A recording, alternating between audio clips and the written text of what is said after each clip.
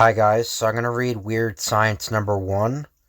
Now it says on the cover it's number 12, but it's actually number 1 because Weird Science was originally a different title and they reset the numbering eventually. So that's why there's like the weird numbering, but anyway, Weird Science. Introducing a new trend in magazines. Scientific suspense stories. We dare you to read. Good Lord, Carl! You're shrinking rapidly, and there's nothing I can do for you. You will soon find yourself in a world that no man has ever seen. A microcosm of molecules, atoms, electrons, and protons. And then you will continue to shrink. Shrink into what? What will you find, Carl? This puny planet with its millions of inhabitants. Just a sneeze can cause a catastrophe worse than the worst atomic bomb. With a sweep of my arm, I can send all of these little people, these ants, whirling deep into the void. And yet, with all my power, I am doomed. I am alone. I am the man who is lost in the microcosm. If you are ready, Professor Dreeben, I will dictate my story to you for the record. Yes. Proceed by all means. Some time ago, exactly when, I cannot remember, I was working with a Professor Einstedt of Harlow University. You see, I was doing research with him under a biochemistry fellowship. I was completely absorbed in the work. And one day... Carl! Quickly! Come here! I think I found it at last! What is it, Professor Einstedt? If my calculations are correct, the solution, when properly applied, will shrink and compress matter to an infinitely small size. An almost incomprehensible size. Come, let us make the test. We will place this white rat in front of the nozzle of our atomizer and subject it to a spray of about 200 centimeters of our liquid. So. Good Lord! The rat is alive, and yet shrinking away. Fur, teeth, tail, all shrinking. Success! Wait till the board hears of our discovery. It's perfect. A perfect miniature rat. And still it shrinks. Can't we halt the shrinking action, Professor? No, not yet. But, quickly, we must place this rodent beneath the microscope in order to follow it further. Ha! And still it grows yet smaller. What kind of strange world it now sees, we can only wildly guess. The rat grew still smaller. It really rocked me to watch it. As we looked on, the poor creature was devoured by some kind of wandering microorganism. Gone! I must go quickly, Carl, to spread the news. I leave you to shut off the compressor. I go to call Professor Hilton. That was the deadly mistake that started me off on this fantastic adventure. Professor Einstedt, in his haste, had left me to shut off the apparatus, with which I was not too familiar. Now let me see. How did the professor shut off the compressor? I think he closed this valve first, and then shut off this In my fumbling, I had forgotten to ease the pressure that had built up in the secondary chamber. Shh! Good heavens! A leak in the pipe! I quickly realized my mistake and made the necessary adjustments. But too late. Too late. A fine spray of that accursed formula was already working itself into my body. The table! I can barely reach the tabletop! I'm shrinking! Someone help me! Carl, where are you? The board wants us to prepare a demonstration. Right, Carl? Where are you, my boy? Professor Einstein! Carl! Oh, Lord! You have exposed yourself to the formula! How did it happen? The professor quickly sized up the situation. There wasn't much he could do for me. The die was cast. But what could be done, the professor did. Carl, working here together, I've grown to feel like a father to you. You will soon shrink into a world that is a complete mystery to myself and to mankind. Take this. I've treated it with my formula. It will afford you some protection. And if it needs be, use it on yourself. A gun? Carl, my poor boy, he has probably passed right through the flesh of my palm. God help you, Carl. And so I left my world and my dimension. Now, everything that I had once squinted at through the powerful microscopes became huge and threatening. The flesh of the professor's palm was now a giant, wet, oozing labyrinth, full of canals and passageways, throbbing with life. There's no telling what I may meet up ahead in this sweat duct. If only I could record this for posterity. What the devil are those? Ugh, now I know. Tuberculobacillus. Good heavens! I wonder if Professor Einstein knew. He has tuberculosis. My leg! Something is clinging to my leg and pulling me down. I looked down, and to my horror, I found that I was being enveloped by a white blood corpuscle. I was being eaten alive. The bullets had no effect. It's like firing into a pile of jelly. In my panic, I had forgotten that I was constantly shrinking. I gradually realized that I would soon be even too tiny for the white blood corpuscle to digest. I become so small that this one-celled animal is as big as a mountain. Soon, I shall be small enough to... Yes, I'm beginning to see it now. This tissue has a distinctly granular structure. I shall be the first man to look upon a molecule. I was passing into a completely new dimension. I was now too small to feel gravity. I was floating in space amongst billions upon billions of molecules, each molecule similar to what I had known as a galaxy in space. Each molecule was a disc-shaped cluster of lights, held together by some mysterious force. Each light, I presumed, was an atom. So fascinated was I by this remarkable vision that I had forgotten about my plight. Now I was reaching the frontier of the microcosm, as yet undiscovered by man.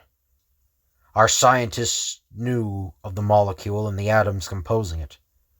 But what was the complex structure of the atom? It was at this point that I made a smashing discovery.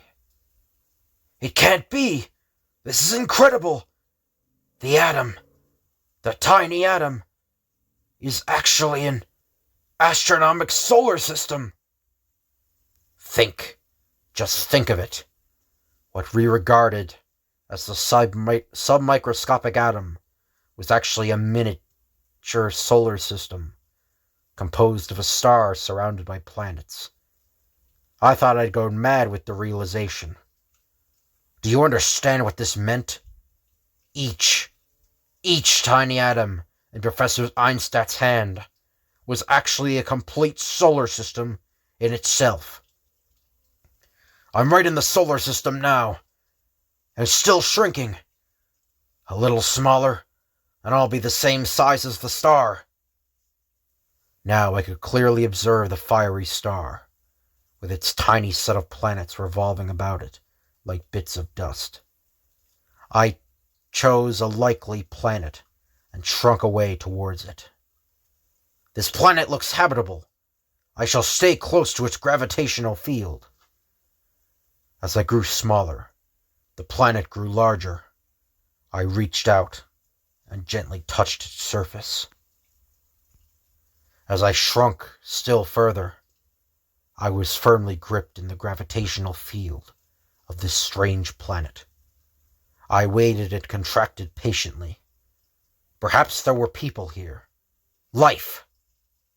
You can well imagine how I must have appeared to any inhabitants on this planet. I was a giant of giants. I'm in a desert, and there's cactus-like plant life all around.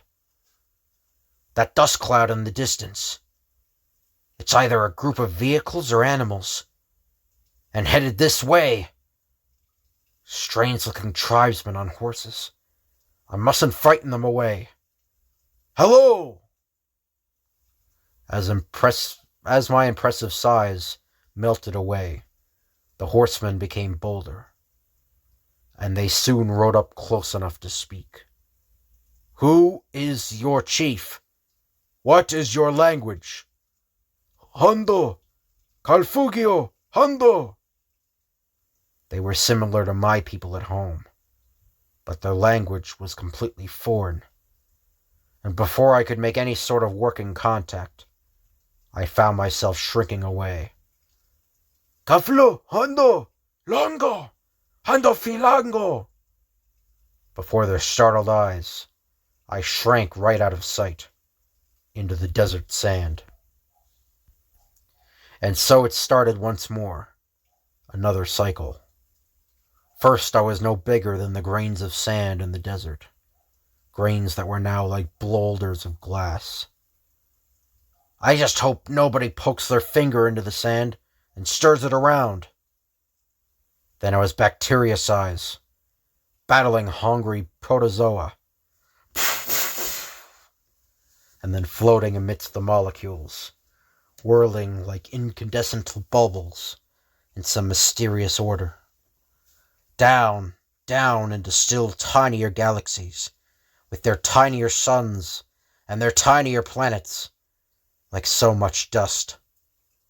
1 hour, I'd be large enough to destroy a planet. And the next, I could be devoured by a housefly. How many solar systems I destroyed by a clumsy misstep, I'll never know.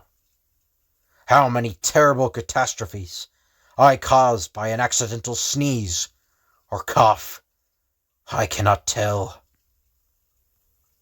I passed through every imaginable type of civilization. Primitive, stupid warring societies, and highly developed civilizations living in beautiful harmony and peace. As I shrunk from one cosmos to the next, a plan began taking shape in my mind. I knew that somewhere, somehow, I would run into a civilization highly developed enough to stop my shrinking, if I could just manage to stay alive till I found that world. And so, in the course of my wanderings, I came to this planet, in hopes of finding a highly developed civilization. Very coincidentally, your language is quite similar to mine. I discreetly landed in the western part of your country, in the desert, and quickly journeyed here to your university, to see if there was hope for me. But now I see that you are a comparatively crude civilization, and are still unprepared to solve your own problems, much less mine. Please do not stop. Give me more details of your story, while there is time. No, there is no more time. I am shrinking into the world of this chair. Somewhere in there I will be saved. Goodbye, Professor Dreeben. He's gone. I even doubt my senses that he was here. Can it be? Can it be that this Earth Is it a puny world within a world all somewhere, within an atom of the flesh of some professor's palm? And is this country, this United States, still a crude civilization compared to what exists in the infinite cosmos? Looks like it's going to rain. Think I'll go to bed and sleep this whole thing off. How many of us have had dreams so real that we awake with a start and are surprised to find we were only dreaming? Are your dreams lifelike? How do you know, even at this very instant, that you are not dreaming? What you think you are doing right now may only be a dream, a figment of your imagination.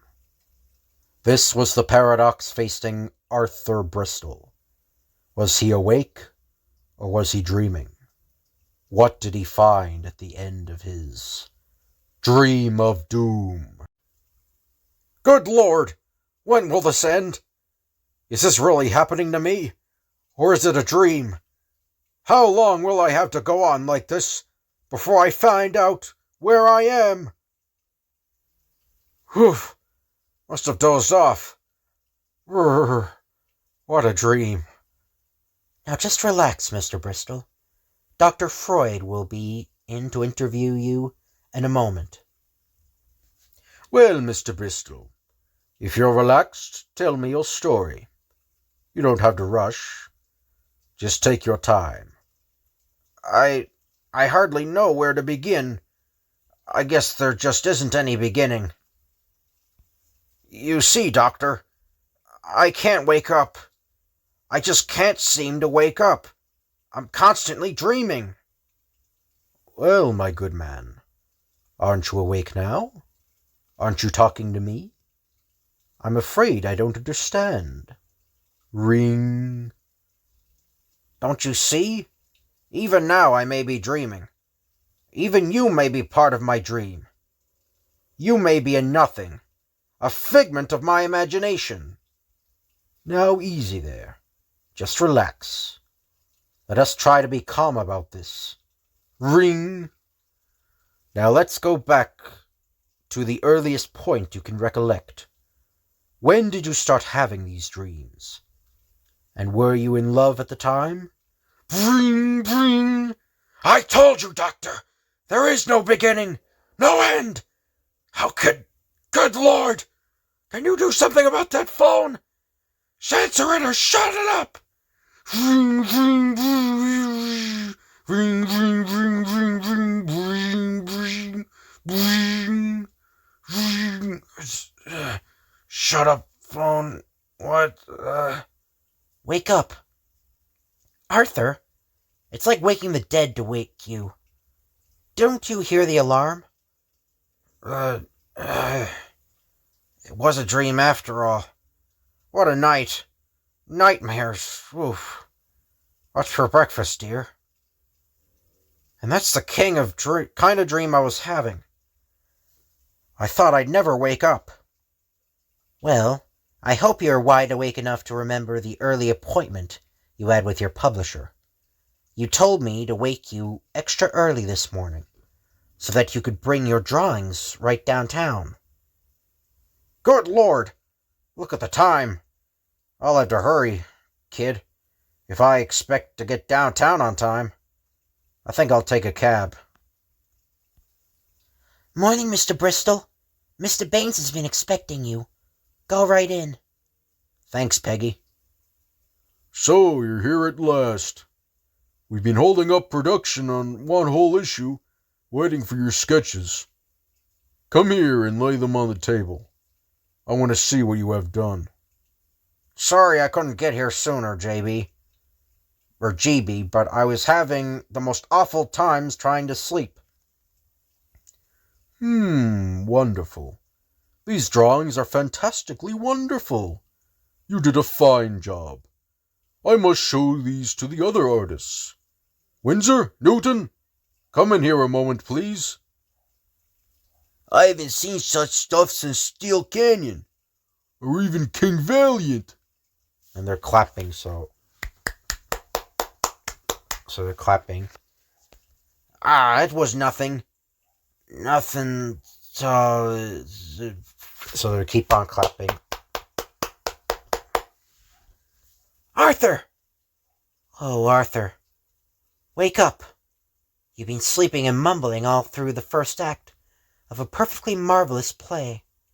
I warned you not to work late last night. Now wake up. It's intermission time. I'd like you to go back to the lobby. What? Where the heck? Good Lord! Not again! No, no! It was all a dream! A dream! I've been dreaming all the time! Arthur, please! Everyone is staring at us. Lower your voice. Come on. We'll take a stroll around the lobby. And I'm sure you'll feel better after you're straightened out. I can't understand it. Well, I can. What do you expect? We had a very spicy meal at the French restaurant, and you ate that smelly Roquefort cheese. Then you fall asleep during the first act of the play. After such a meal, it's a wonder you don't get a fit of indigestion, much less nightmares. But I tell you it was real. As real as we are standing here. I remember every detail. I kept going from one dream into another, and into another. It's the craziest thing you ever heard of. Well, you'll get a good night's sleep tonight, and you won't have any more nightmares, dear. Here, Arthur, come take a breath of this nice cold air. It'll help clear your head. Hurry up. There's a signal for the end of the intermission, and the beginning of the second act. Bzzz. I don't know. I just don't know. Curtain's going up, ladies and gentlemen. Curtain going up. Well, let's get back. Bzzz, bzzz, bzzz. Going up. Going up. Going up, mister? Here I am waiting for you to go up, and you stand there pressing the up buzzer. Are you going up or ain't you going up? Bzzz. Oh, yes. Lost in a daydream for a moment, I guess. Let me see. Where am I? On my way to the studio. That's it. Boy, am I getting dopey these days. Walk around in a trance. I'll have to cut out these all-night deadlines. I'll be walking into a streetcar next thing. If you're going up, go.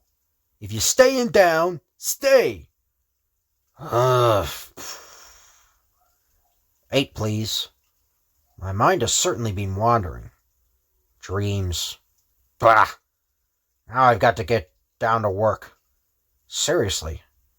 I wonder if any of the boys are in the studio. Bill will get a kick hearing about these silly dreams I had. Huh? It looks like Bill's arrived ahead of me. Morning, Bill.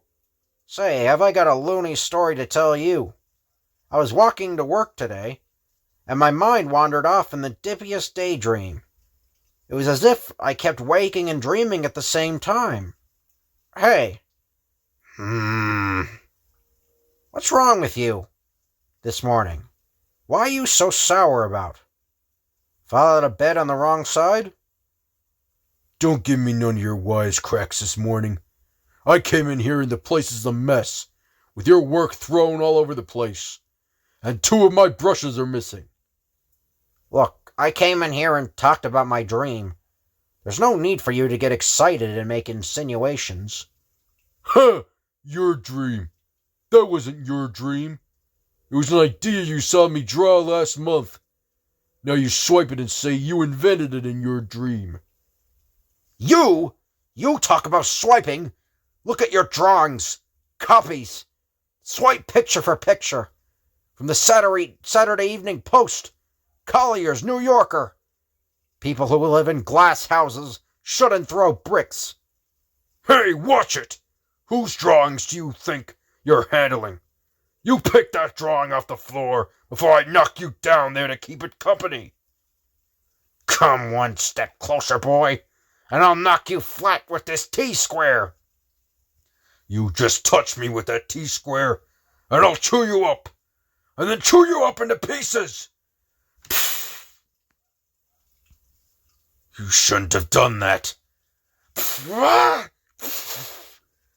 Dear Lord, I didn't mean for this to happen. Window, didn't see the window.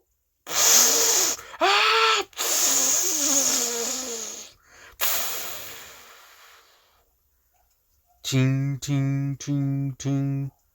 What's this? No. Don't tell me I've been dreaming all the while. Somebody tell me. Good heavens. I've wrecked the car. Everyone's dead. My wife. My family. Must get out. Must get help. Must have fallen asleep at the wheel. A man sure can dream a devil of a lot. In just a moment. Must have dozed just for an instant. But this isn't a dream. Must get help right away. I think I'm dying. Please call for help. Fell asleep at the wheel. Help. Right away. Take it easy, young feller. Lie back. You might have broken bones, and you mustn't move. I'll call town for an ambulance right away. These dreams, they never ended. How could they end now? I can't be dreaming. They say if you pinch yourself, you know you're not dreaming if you feel the pain. Lord knows I feel pain now. Oh, the pain. Easy, feller. Here comes the ambulance. This man doesn't need a doctor. He needs a priest. Adele, Mother, Father, back there in the car, dreaming, working on deadlines, dozed at the wheel. The irony of it. All a dream till real tragedy strikes. If only I could wake up now and find I'm only dreaming. I don't want to die. And by his most tender mercy may the Lord pardon thee, whatever sins thou hast committed. Please don't let me die. Please. It's all right, Mr. Bristol. It's all right. Rest, Mr. Bristol. It's all right, Mr. Bristol. Please. All right, Mr. Bristol. Wake up. The doctor will see you now. Ugh. Must have dozed off. Brr, what a dream. Now just relax, Mr. Bristol. Dr. Freud will be in to interview you in a moment. Well, Mr. Bristol, if you're relaxed, tell me your story. You don't have to rush. Just take your time.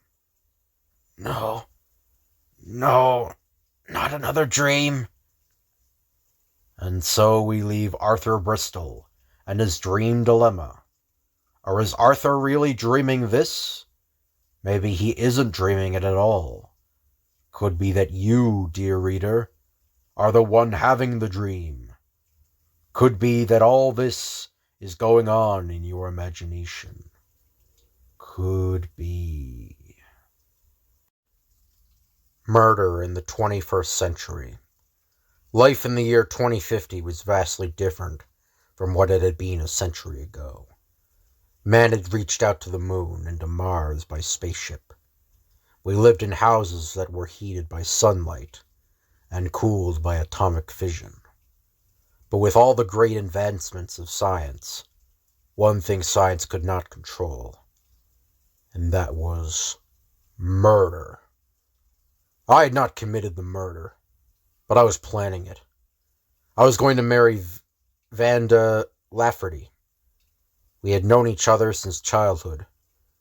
She was a dress designer for a moon shop. I was a space reporter for Space News. But lately I had begun to realize Vanda was seeing another man, night after night. Inside me, jealousy ate like a gnawing rat.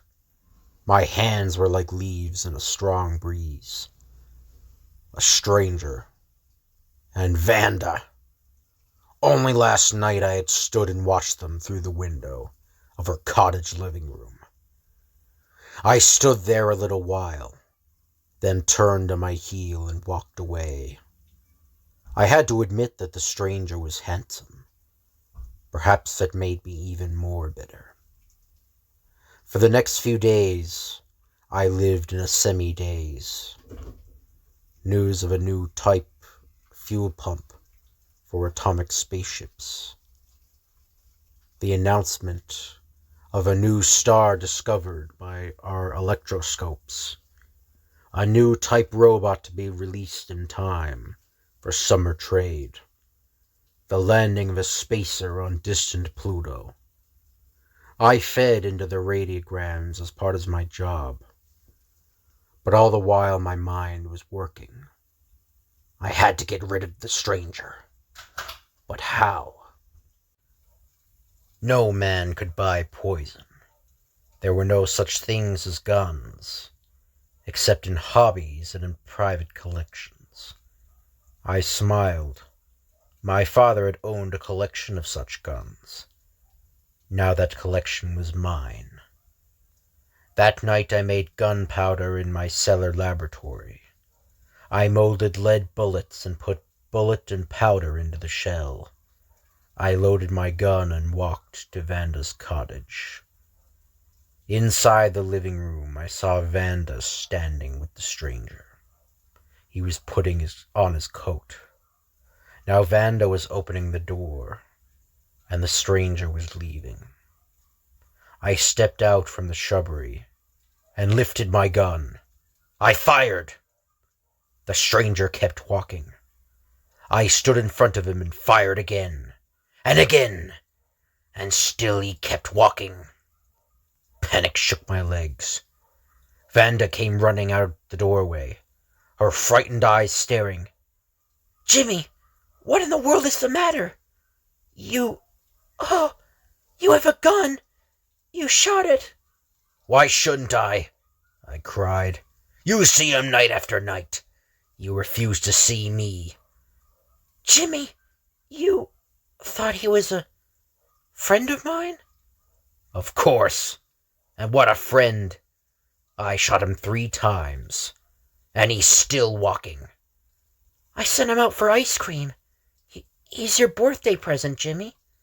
I've been trying him out per the guarantee. He's one of those new robots that are being released for the summer trade. Experiment in death. My name is Henry Fenton.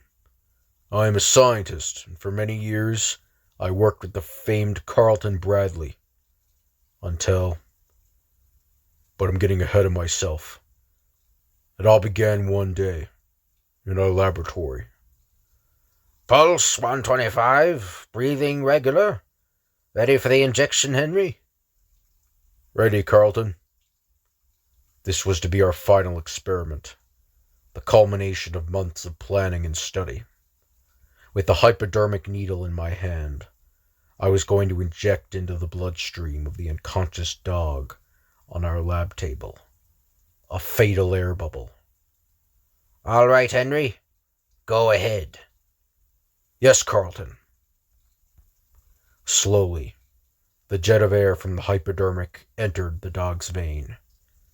We knew that when the bubble reached the dog's heart, the heart would cease to function. The dog would be dead. How long will it take, Carlton? A few moments, Henry. There. He is dead. Start the timer. We will allow 15 minutes. I'll prepare the oscillator and amplifier. This was the main part of our experiment. With the oscillator, we were going to produce a high-frequency sound wave, pre-calculated to burst the bubble now lodged in the dog's heart. 10 minutes to go, Henry. I'm ready with the equipment, Carlton. This action, this atomizing of the air bubble into hundreds of tiny, minute bubbles by the high-frequency sound wave, would be enough of a stimulant to start the action of the heart once more, and the dog would live again. 5 minutes, Henry. Check. A dog, which had been dead for 15 minutes, would be alive. Again. Would it work? Were we right? Or had we miscalculated? Now, Henry! Now! Switch on. Oscillator on. Amplifier on. There is a moment of dead silence. The sound issuing forth from our equipment was of such a nature as to be inaudible to the human ear. A vibration in the vicinity of 60,000 cycles. Anything yet, Carlton? Nothing yet, Henry. Nothing. Wait. Wait! My heart began to pound in my chest. Carlton's face lit up. We had succeeded. The dog lives, Henry. He lives! We were right, Carlton. Our theory was correct. I snatched the stethoscope from Carlton's hands. I had to hear the heartbeat with my own ears. Yes, Carlton. It's unbelievable. He is alive. Back from the dead. It was half an hour before the dog regained consciousness. Finally, as the effects of the anesthetic wore off, a paw twitched, then another. Look, Henry. He's moving. Release him, Carlton. The restraining straps were removed, and the dog jumped from the table and scampered happily around the room. Perhaps it seemed a bit too happily. Henry, what did you suppose he saw or felt in those 15 minutes? He certainly is behaving strangely. Carlton swooped down and comforted the panting dog. Poor dog. If only you could tell us what it was like, what you saw. Carlton! What's wrong, Henry? Are you frightened at the thought that this dog has looked into the eyes of death, that he has seen and felt its so-called sting? That, if he could talk, we would know? I wouldn't want to know. That was not what we had in mind when we began this work, Carlton. Carlton grasped me. In his eyes there shone an evil glint.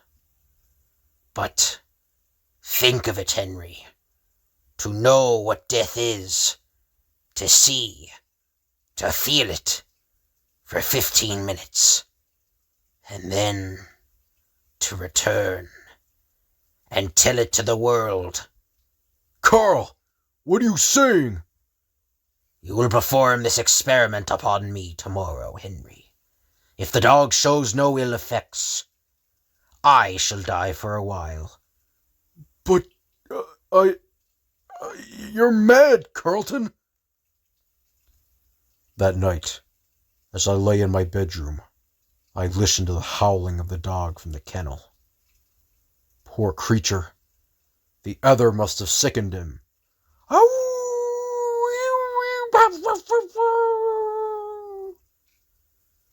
The next morning, I awake to Carlton's gentle touch. Come, Henry. It is time. Everything is ready. I can't do it, Carlton. I can't. But, Henry, think of what it could mean. The answers to the questions that have baffled mankind since the beginnings of civilization. Is there a life after death? What is death? Is there a soul? Everything, Henry. We would know everything. But if it fails, Carlton, if I cannot revive you, they'll say I murdered you. They'll hang me. Don't be a fool, Henry. I'll prepare a suicide note. All right? It will be best, Carlton. Carlton sat down and wrote a note, telling him his plan to commit suicide by injecting himself with an air bubble. He gave it to me, and I put it in my pocket. Then we went into the laboratory. Is everything ready, Henry? Just about, Carlton.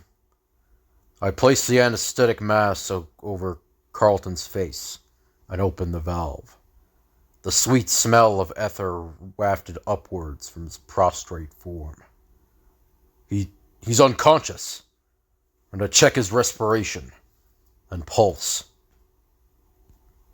Pulse 78. Respiration normal. Everything is fine. Now for the injection. Slowly, I pressed the plunger of the hypodermic needle, and the air bubble was on its way. With my stethoscope, I listened to the steady thump-thump of Carlton's heart, and then, suddenly, it stopped. Carlton was dead. Slowly, the second hand of my watch crept around the dial, the minutes dragging by. The oscillator and amplifier are both warmed up and ready. 10, 12, 14. And then, it was time. I threw the switches. The lights flashed.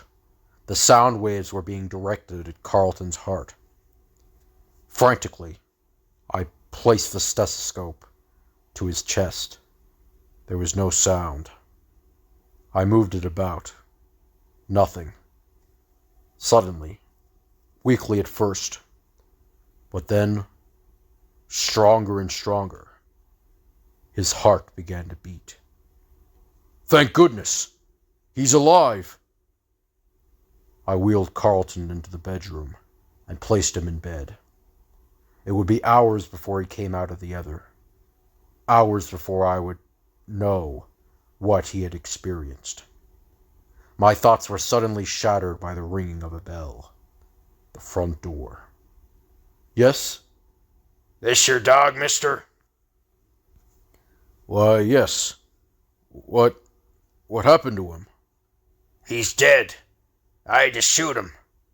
He went mad. Crazy as a loon. Was howling through the streets last night. Must have jumped out of his kennel. He bit 3 people and killed 4 other dogs. Behaved like no other dog I ever saw before. Even one with rabies. And this dog did not have rabies. We checked. I don't understand. The policeman left, and I carried the limp form of the dog into the laboratory. I couldn't understand it. That kennel fence is 12 feet high. The policeman was right. There was no sign of rabies. Then, after a careful autopsy, under the microscope, I discovered it. The horrible fact we had overlooked. What the? No! Good Lord! His brain cells, completely destroyed. During those 15 minutes that he was dead yesterday, the dog's brain deteriorated. And Carlton, lying in that bedroom, Carlton's brain cells are destroyed too. He also will regain consciousness. His brain destroyed. A raving maniac. Suddenly, I remember the note in my pocket. Carlton's suicide note. I knew what I had to do. I went into the laboratory, removed the hypodermic from its place in the instrument cabinet, and slowly walked across the hall to the bedroom. By the dark of the moon. He lay sprawled in the middle of the rug on his face. He was dead. I stood over Travis Page with a smoking gun in my hand. There was a powder-burned head wound in his right temple.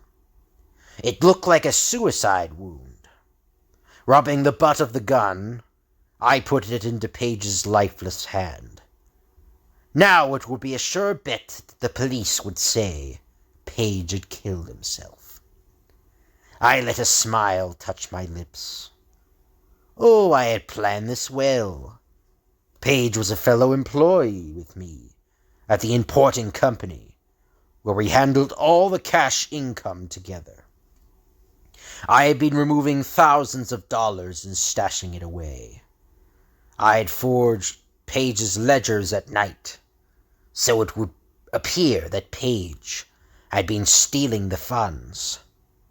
Now that Page was dead, no one could give those ledgers the lie. I was safe. Slowly, I backed away, eyes scanning the room. No one, except for Ella, my girlfriend, knew I was coming here tonight. And Ella was waiting for me in her room. She was my alibi. The room was clean, my eyes told me. There was no clue here that would tell I had been here. I went out and closed the door. It was 1 o'clock. I looked up at the bright silver moon. I laughed softly. I was a rich man. I had $70,000. And Ella. What more could a man ask? Safety? I was safe. Nobody could trip my story. It was a little after 1:30 when I walked into Ella's apartment. I said, "Everything is fine. He's dead. I'm in the clear. Just remember, we went for a walk in the moonlight by the river. We walked there until after midnight." She nodded and relaxed. She smiled. "Be sure to talk to the doorman, to let him know you were here." I went home and went right to sleep. Next morning my doorbell rang. A police inspector entered. He was just making a routine check. He said Travis Page killed himself last night, but he wanted to ask a few questions. Could I account for my own actions? I could. And I did. I said, I was out walking with Ella Blaze, my girl. We were down by the riverbank from 10 o'clock until after midnight, watching the moon. You know, Inspector, moonlight and romance. The inspector got a funny look on his face. You had your eyes on the moon last night from 10 until after midnight? All the time? I laughed. Except for kisses once in a while. You know. But the moon was big and bright. It sure is wonderful for folks in love. I guess it must be, said the inspector. But it isn't so good for murderers. You see, there was no moon last night between 10 and midnight. You better come along with me.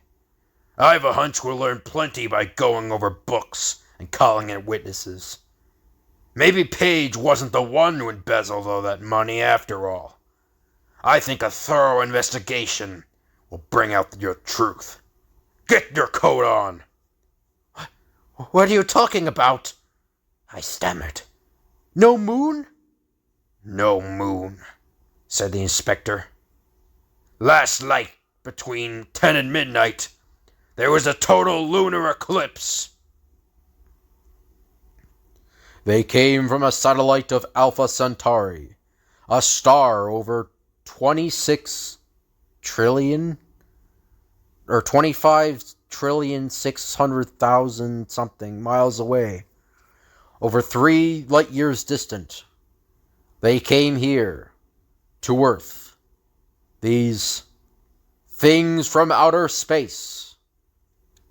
The station wagon came to a halt at the edge of a huge crater. "Well, Miss Parker, here we are." "I'll set up the equipment, Dr. Lane." The young woman busied herself with the apparatus stored in the rear of the truck, while the older man made his way down to the floor of the cavity, Geiger counter in hand. Find anything, Dr. Lane? There is definitely radioactivity here somewhere, Miss Parker. The older man, Dr. Lane, made his way slowly across the floor of the crater, and then he stopped, suddenly. I found it, Miss Parker. I found what we were looking for. Will you bring me those special gloves? Of course, Dr. Lane. The young woman, Janet Parker, took a pair of heavy gloves from the station wagon and made her way down the steep side of the crater to the spot where Dr. Lane stood. Look! This is what seems to be causing the Geiger counter to tick furiously. There seems to be slight radioactivity connected with this material. Why, it's not raw mineral. It looks like processed metal. You're right, Miss Parker. And it's fantastically light in weight. What do you suppose it is, Dr. Lane? I don't know, but a spectroscope analysis will determine the elements that compose it. I'll set it up for you. The spectroscope was set up, and Dr. Lane began a series of tests. I can't believe it. What is it, Dr. Lane?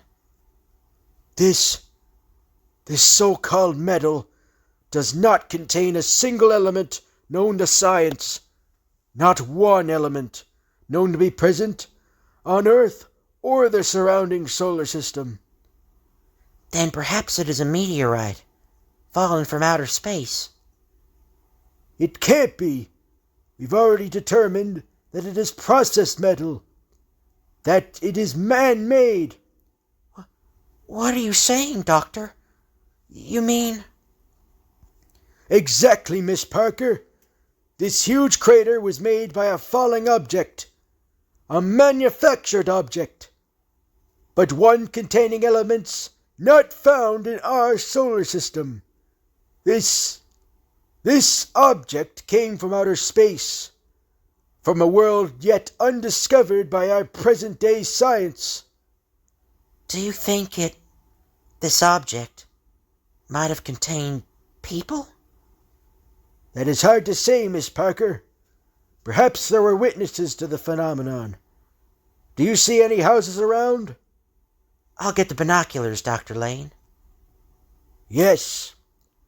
There's a farmhouse about 5 miles from here. We'll drive over and ask whether they saw anything. Yes, Dr. Lane. Dr. Lane and Miss Parker packed the equipment back in the station wagon, placing the specimen of metal they had discovered into a lead-lined box, and drove off to the farmhouse. The door was opened by a tall, distinguished-looking man in his late 30s. "Yes? What can I do for you?" May we come in? There's some questions we'd like to ask. The two scientists were invited in. "Now, what is it you like to know, Dr. Lane?" You know me? "Why, yes. I know all about you. In fact, I've been expecting you." I don't understand. An airline pilot reported a strange new landmark, a crater, in this area, and I was sent by the Foundation to investigate. How could you be expecting me? "No matter, Dr. Lane. It is of no importance. Tell me, what did you find?" Why, to be frank, we have discovered a piece of strange metal in the crater, and we have reason to believe that a spaceship or some such object crashed there. That is why we came here. We thought that perhaps you had witnessed the explosion. I say explosion because there was radioactivity connected with the metal indicating that an atomic explosion took place. "Well, as a matter of fact, Dr. Lane, I set off that explosion." What? "Yes, and you were right. A spaceship had landed there. I set off the explosion to destroy it. You see, I was in it. I came here in that spaceship. Allow me to introduce myself. I am Ethos from the planet Loanda, which is located in a solar system similar to yours, surrounding the star which you here call Alpha Centauri. Loando is a planet, similar in many ways to Earth, except that it is far older, and our civilization is much further advanced than yours. We have known about you for many hundreds of Siltrons, years. Like Earth, Loando, too, is the only planet in our solar system that is habitable to us. But, you see, we can exist very nicely here, too. We on Loando have plundered our planet's natural resources. Our coal, our oil, our uranium. Now our fuel supplies, our raw materials are running out. And so, we have set our eyes on you, the Earth, rich and fertile. For years we have been coming here, a few at a time, moving about among you, lost in your teeming population. Bankers, lawyers, writers, publishers, men in high places of government, all waiting for the day when we will take over this earth for our use. But Alpha Centauri, that is over 3 light years away. How did you get here? As I told you, our science is much further advanced than yours. We have long since passed the atomic age. The spaceship I came on travels on light energy. The energy created as light travels through space, 186,000 miles a second.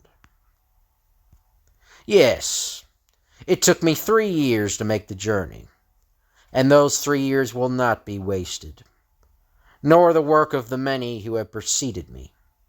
So, you see, Doctor, you and Miss Parker here must die so that our secret may be safe. Oh, yes, perhaps you'd like to know how I knew all about you.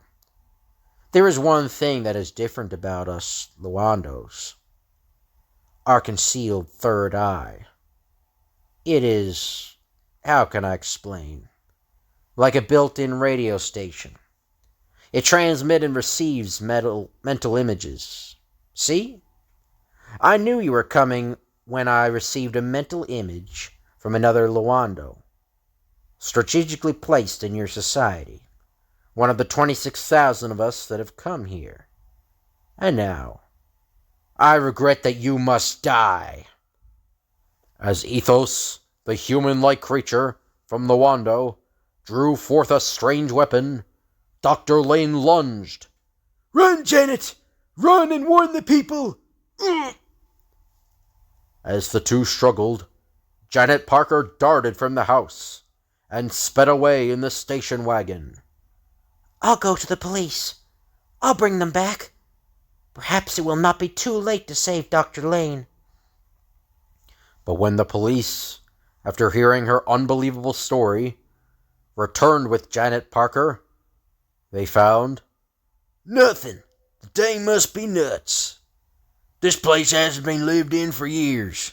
Say, lady, why don't you go see a good psychiatrist? But you've got to believe me. He was here. Frantically, Janet Parker pleaded, but they laughed and went away. The Foundation. I'll go to the director of the Benson Foundation that sent us here. He'll believe me. At the Benson Foundation, Janet's story was heard. It's incredible, Miss Parker. Absolutely impossible. The distance to Alpha Centauri is 25 billion miles. Nothing could withstand a trip like that. not even considering the speed. But I tell you, the spaceship traveled upon light energy, at the speed of light. Miss Parker, you've been working too hard. You ought to take a nice long rest. You fool! I'll find someone who will believe me. At the office of a senator in Washington. I don't know what to make of it, Miss Parker. I'm no scientist, but it sounds pretty fantastic to me. But... Granted your story is true. You should be telling it to the man in the Pentagon building, not me. It's a military problem. I suggest you go there. Thank you, Senator. So to the Pentagon building. You really can't expect me to believe that, can you, Miss Parker? But, Colonel, I demand to see your superior. If you insist, Miss Parker, I'll take you to the Secretary of Defense. He's the highest you can go, except the President. Then take me to him. Janet Parker was led into a tremendous, luxurious office. The office of the Secretary of Defense of the United States. And now, Miss Parker, your story? Yes, sir. It began when Dr. Lane and I... Carefully, Janet Parker told her story, omitting no small detail. She even told them about that third eye. Third eye? Oh, that's a good one. Miss Parker, I have reason to doubt your sanity. Oh, no. No, please. You've got to believe me. This is the last place I can go. I like to believe you, Miss Parker. But if only you had some proof. Proof? Why, I have proof downstairs in the station wagon. The metal.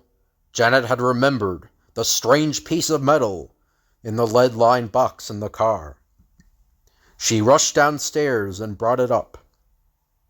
As she re-entered the office, I have taken the liberty of having General Hawley step in. He's the head of Army Psychiatrists. I'm glad to meet you, General. And here, sir, is the proof. Just what is this, Miss Parker? This, gentlemen, is a piece of the spaceship, made of a strange new element.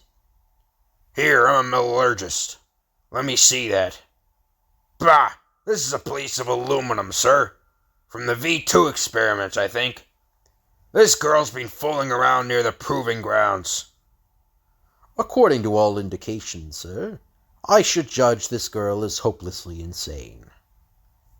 The Secretary of Defense bent forward and pushed a button. 2 uniformed guards rushed in. Take her to the mental hospital. I'll sign the necessary papers. Strange new elements. Ha! As the door closed and the screaming struggled, Janet Parker was led away. The 3 men turned to each other, and they all had the third eye, so they were all the aliens. If you like this book and the stories in it, won't you write us? Tell us which story you liked best.